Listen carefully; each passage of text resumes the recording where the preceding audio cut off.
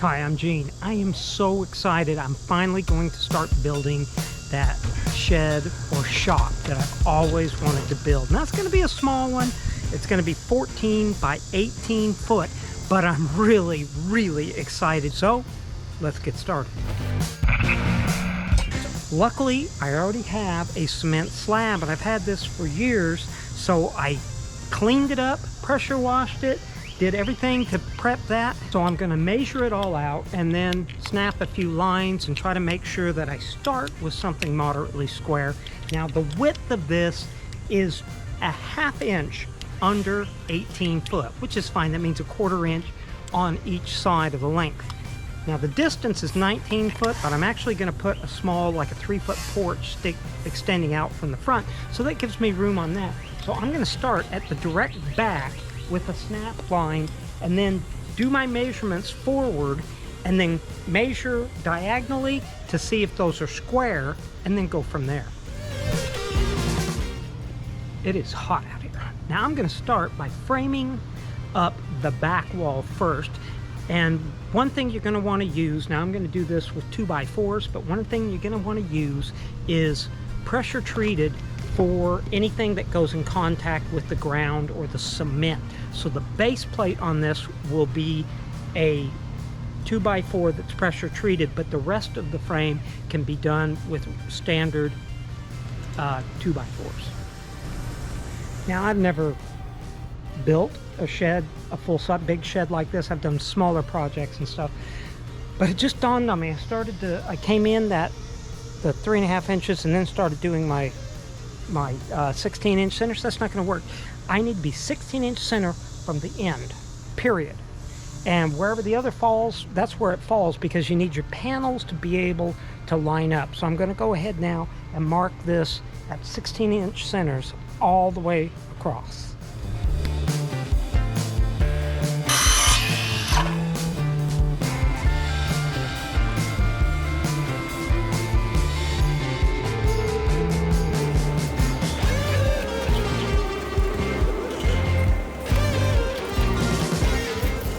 Now the 2x4s I'm going to use are actually 92½, and this is so that you can do framing without having to trim up all your boards. Makes it a little easier.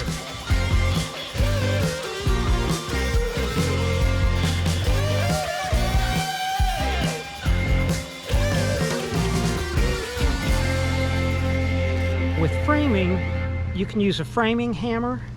You could screw these together. I'm going to use a framing nailer. Now you can use an air one, but Lowe's sent me this 21-degree Craftsman 20-volt framing nailer, and I'm really excited to try this out. This can save me a lot of work, and I'll put a link down below if you're interested in picking one of these up.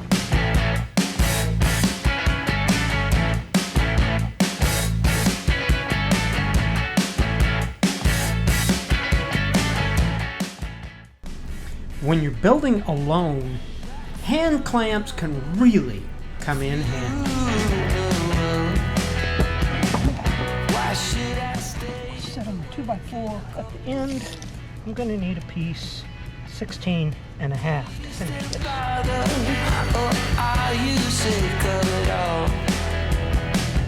Why do you stay and nowhere to go?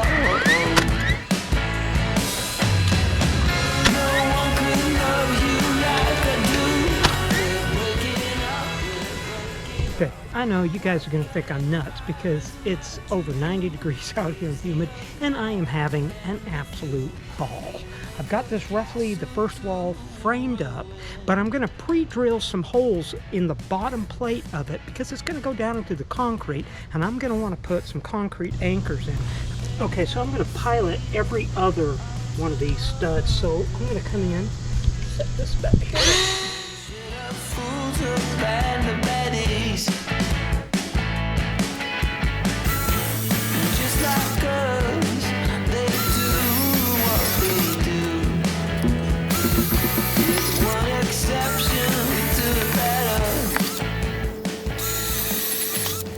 This may sound crazy because these things are already heavy enough to stand up, but I think I'm going to put the hardboard siding on, especially the back side, and see if I can go ahead and stand it up with the wall on it, because by adding the wall, it'll even help me to make sure that it's square and everything's ready to go, and save a lot of work of trying to adjust it then. Let's see how it works out. We're stepping on night, sleeping with eyes wide open, and you're in between the lines. I want to take what you've been saying. I'm going to use a 20-volt crown stapler, and I'm running about 1 inch to 1 1/4 inch staples in this, and it really helps to secure everything. So once I get it squared in the edges, I'm coming back and doing each of the studs. We're breaking off. What kind of fire was around to you? Easy of night, I am the few. We make a castle till we're ruined. I managed to catch my son before he went to work and employed him to help me stand this wall up. First pull, then be hard. Ow! Oh! Oh! Oh! Ah!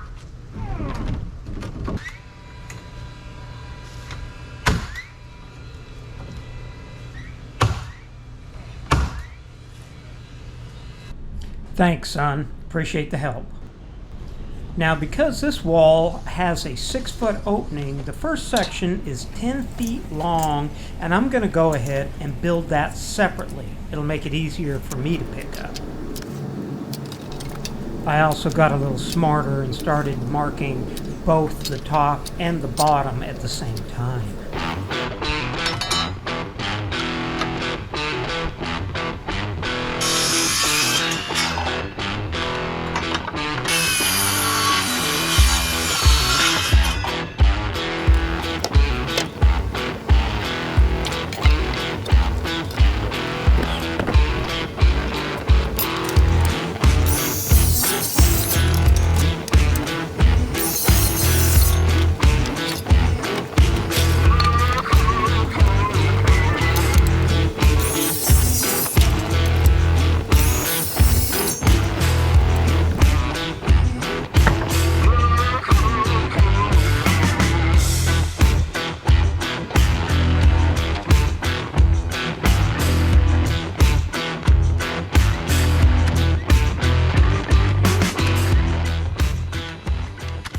Now this 10-foot section has a window in it, and I'm going to pre-cut everything for it, but somehow I forgot to film putting that all together. Once again, pre-drilling the bottom of the wall so that I can anchor that into the cement.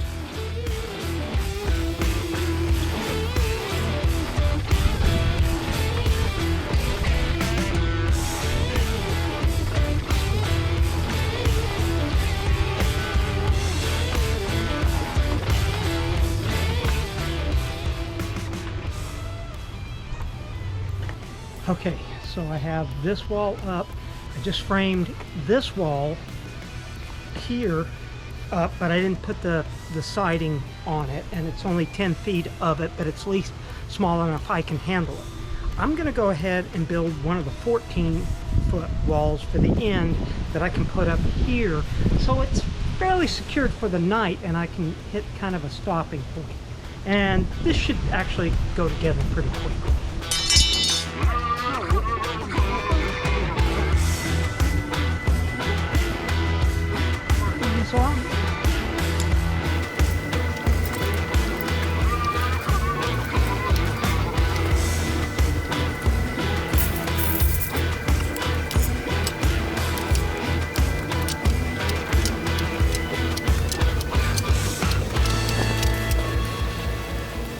So now I had to move this little wall out of the way a little bit by about 1 inch so I can build one wall at 161 inches. That's basically 7 inches shy of the 14 foot, so that I can stand it up, but I will not put the double stud on top.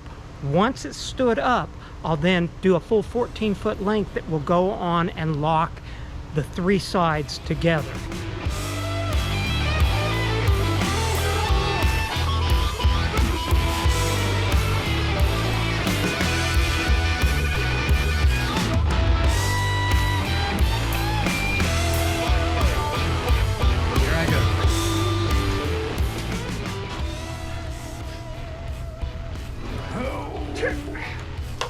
One more time. I got it.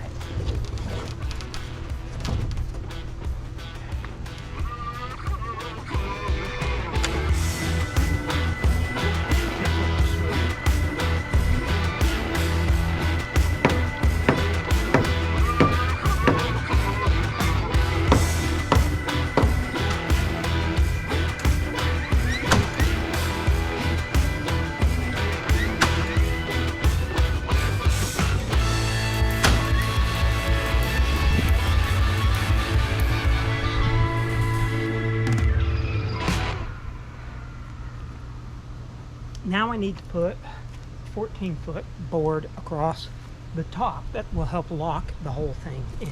I got about as far as I'm going to get tonight, and I still want to keep going, but this is about it for me for tonight. I'll attack it again tomorrow morning and see how we do. Okay, it's day 2. Had a chance to regroup, take a shower, get comfortable, but today is going to be another extreme heat day. I mean, the weather service is putting out heat advisories. I know that, you know, by being between 92 and 95 doesn't seem that hot, but when you're out here in the south and you add in high humidity, it's brutal.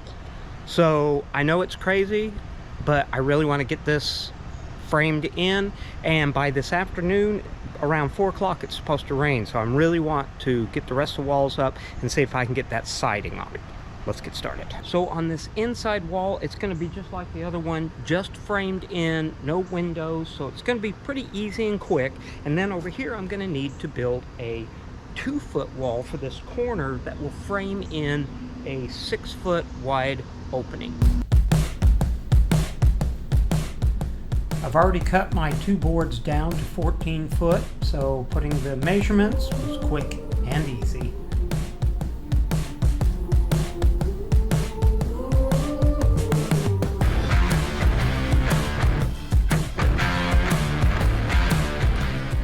I gotta say, I absolutely love this Craftsman 20-degree cordless air nailer. That's a mouthful.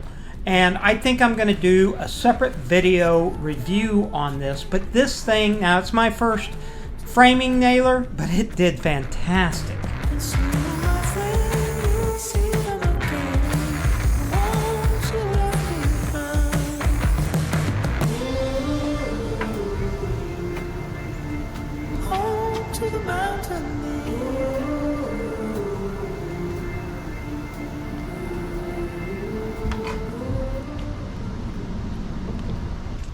And did I mention how much clamps come in handy when you're kind of doing a one-man show?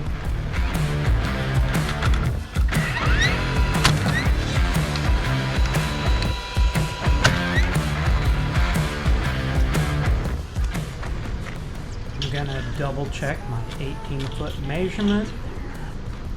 Make sure I'm right there. I'm right there. That's it. Now I only put one nail here because this 2x4 has a bit of a warp, so I'm hoping I can use something like just a basic clamp to put on this and pull it in. I think that'll work.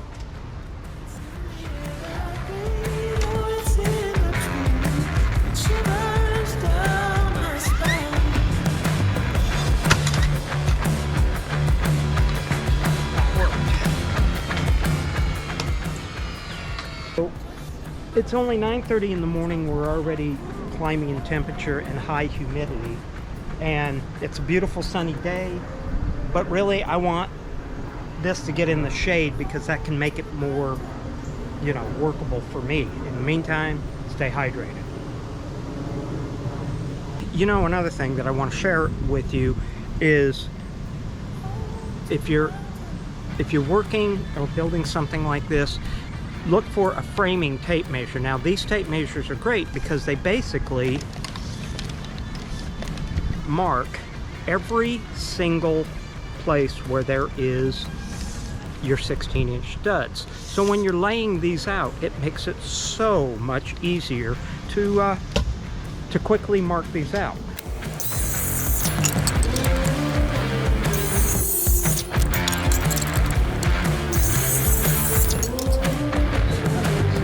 To 78.5-inch jack stud, and then I think it's called the jack, and then your regular stud.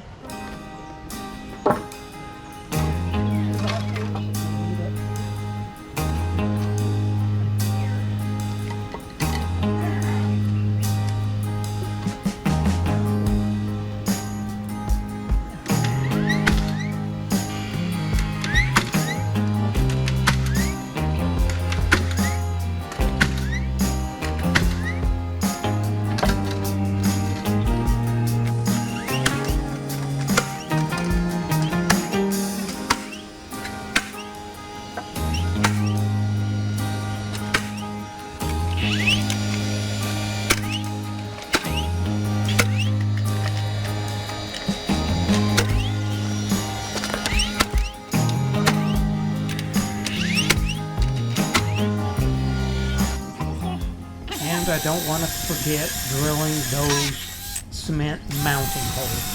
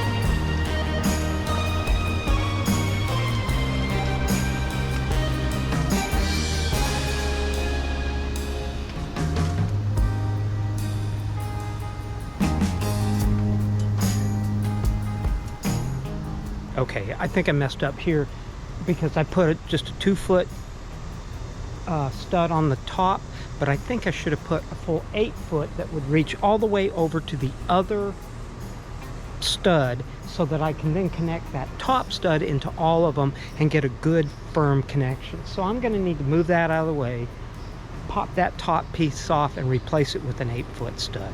Just going to have to be done.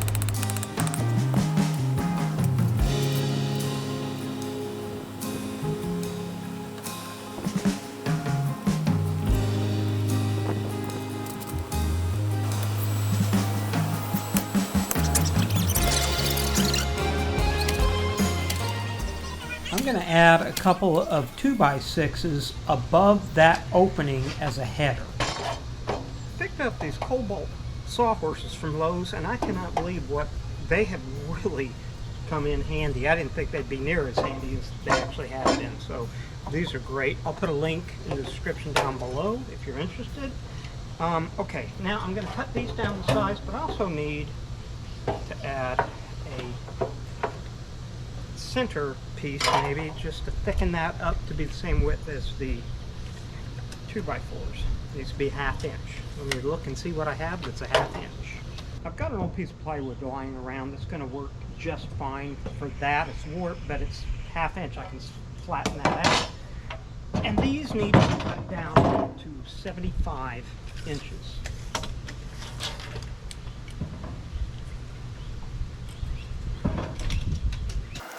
You know, also, a good cordless circular saw can make a huge difference on a project like this.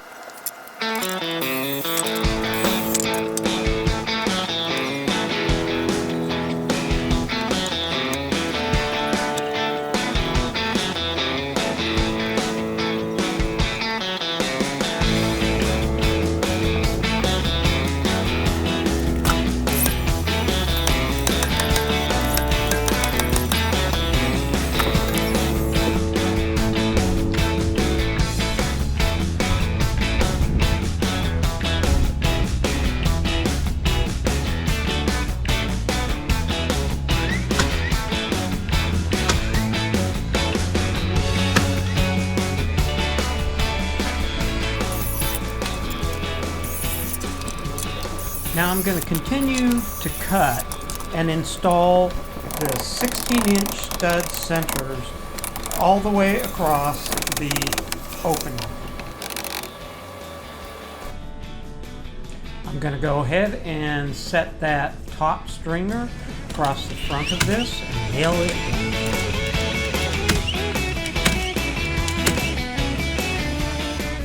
in. And now the 14-foot stringer on the end. This helps to lock the corners in, making the entire frame so much stronger.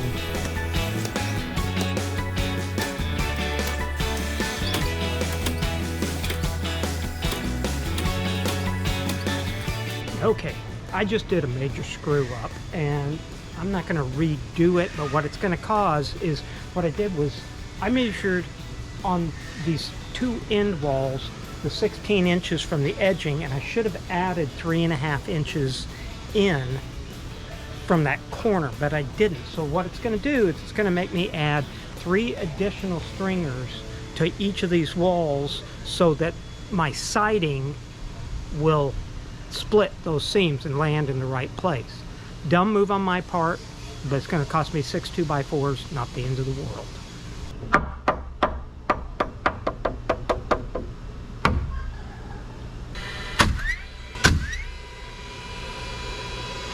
Okay, so now the basic framing is up and the headers are up except for one over here, and everything is square and ready to go. So I'm going to start putting down cement anchors down into the cement through the base boards, and I'm going to be using some 3/8 by 3 3/4 inch anchors. These will go down through the 2x4 and then have a bolt installed on the top of it. I've never used these before, so we're going to try them out.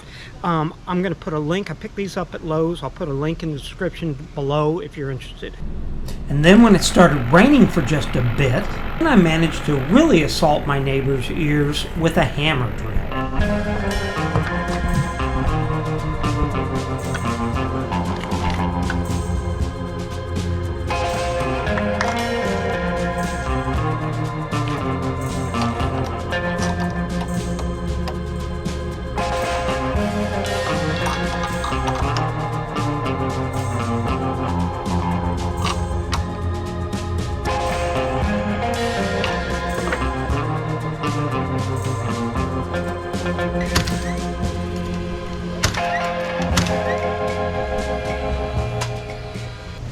Use a piece of 1/2 inch scrap to put on the floor down here so I can set the panels on, and that'll keep them off about 1/2 inch, and that's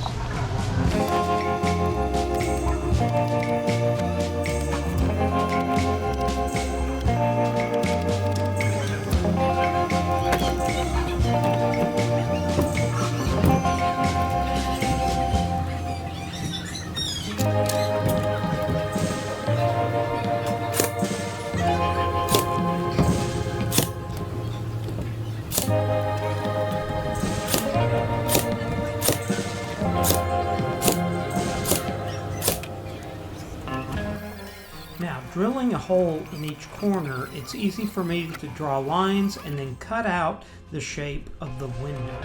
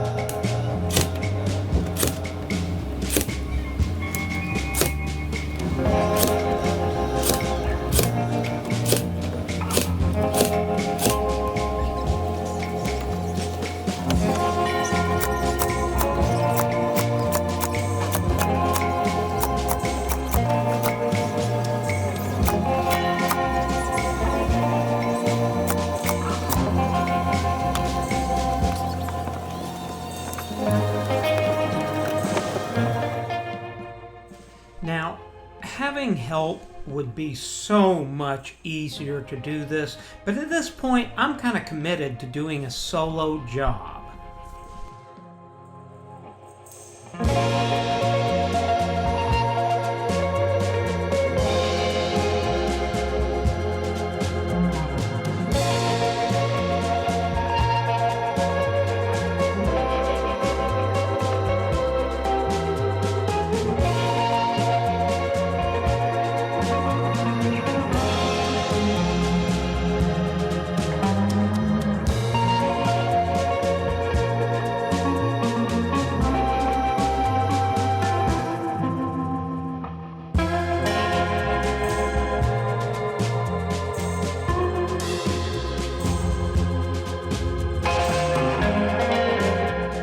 Okay, now that I've got all of the siding in place, you're going to think this is an odd thing to do, but I'm actually going to put a coat of Valspar exterior paint and primer on it. The reason I'm going to do this is because this siding is only going to be this color. Everything else will be trim work and other parts, so you know, this is the easiest way to have this surface painted, and I'll be glad I have it done.